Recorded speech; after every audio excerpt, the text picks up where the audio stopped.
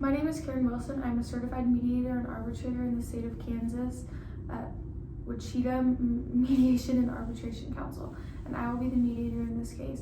I'm here to assist you in making a decision regarding this case.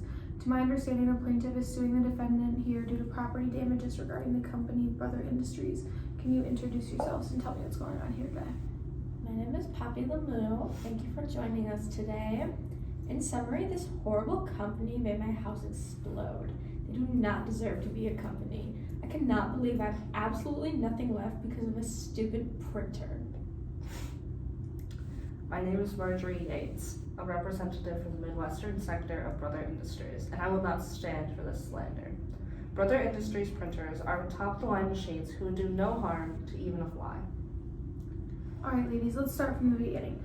Poppy, what exactly happened to you the day the Brothers printer damaged your house? What are you looking for out of this visit? I quite literally said that my house burnt down. That's what happened. Their printer is not so top of the line. It destroyed my entire life and they need to pay me. Oh, you must have done something to make the printer explode. A printer just doesn't blow up. Mine did. Was there any mishandling of the printer, not using it correctly, or not looking at the user's manual? How long did you own this printer? The real question is, why did you have an industrial printer in the first place? First off, I did in fact refer to the user's manual, but I'm unsure how that would prevent an explosion, ma'am. I had this printer for about a month. There was no reason for it to set fire to my dearest home. What kind of damages are you seeking from Miss Lemieux?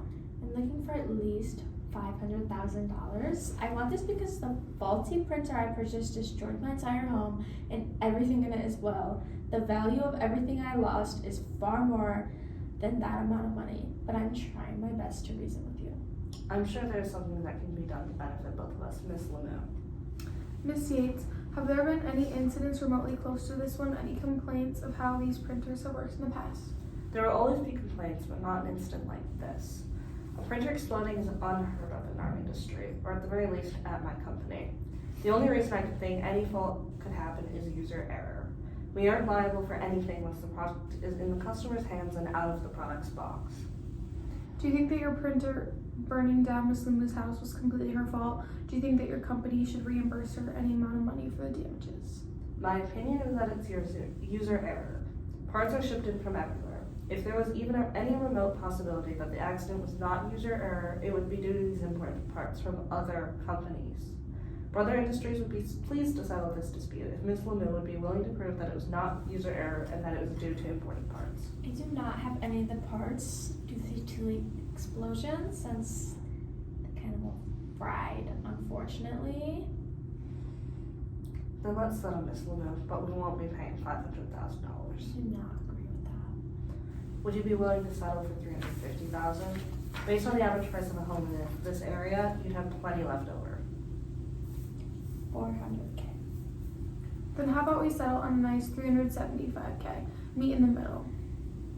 That's low considering what I've lost, but I guess it's fine. That would be fine with us. Welcome to this arbitration meeting. My name is Peggy Moss, and I will be your arbitrator for this case. To my understanding, the plaintiff here was severely injured from a car accident involving the defendant's driving. The settlement on the table is $60,000 for coverage of medical bills. Please introduce yourselves. My name is Harriet Hervey, and I was the one hit by the driver while I was walking down the sidewalk.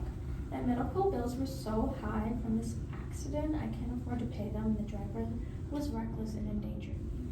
My name is Kendra Smith. I was the one who hit Harriet. It was dark and she wasn't wearing any reflective gear. She was walking awfully close to the curb, so I was trying to parallel park.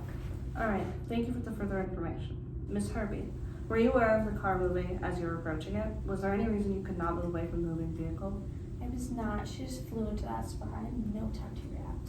Thank you, Ms. Hervey. Ms. Smith, were you in any way impaired while driving? Why were you not able to see Ms. Hervey whilst backing up and apart from her not wearing reflective clothing?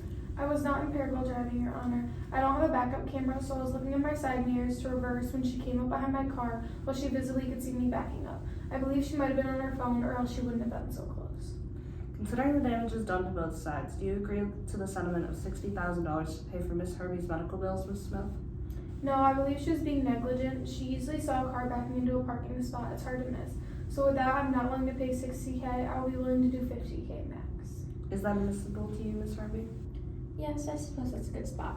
All right, Ms. Harvey.